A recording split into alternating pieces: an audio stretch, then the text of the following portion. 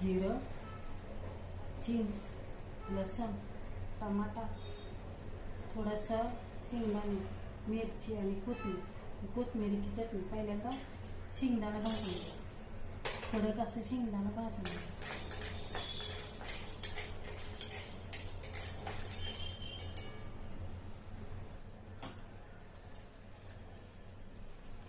आता आपण मिरची भाजून घ्यायची. कडक शेंगदाणे बाजूला काढून ठेवले, मिरची चांगली भाजायची.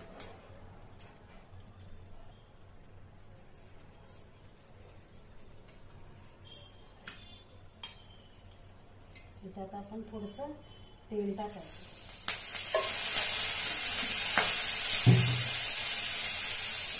नंतर हे भाजलेलं शेंगदाणे टाकायचं. हे जिरं टाकायचं. ही आपण चिंच घेतली, चिंच टाकायचं. थोडंसं लसूण घेतलं आणि हे टमाटर.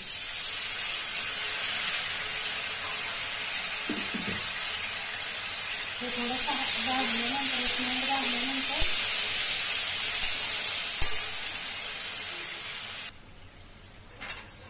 दोन टमाटे घेतले होते, थोडेसे शेंगदाणे घेतले होते, आपल्याला आवडीनुसार घेऊ शकतो. थोडीशी चिंच, 10 ते 15 पाकळ्या लसणाच्या आणि 1 चमचा मीठ. तुम्हाला तुमच्या आवडीनुसार टाकू शकता चवीनुसार. मीठात आता कोथिंबीर टाकायची आणि 5 मिनिटं मला झाकून टाकून शिजवून घ्यायचं.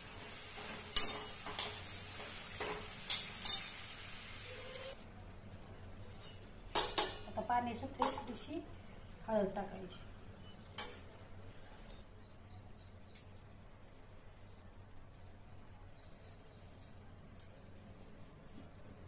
आता हे झाकण काढले.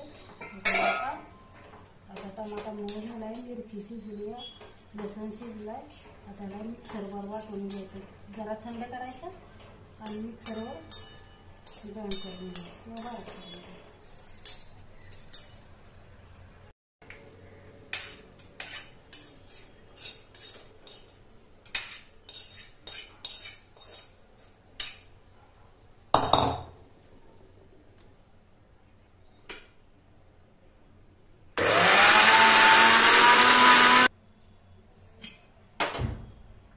कोथिंबीरच्या चटणीला आता ही कोथिंबीरच्या चटणीला तेल टाकायचं.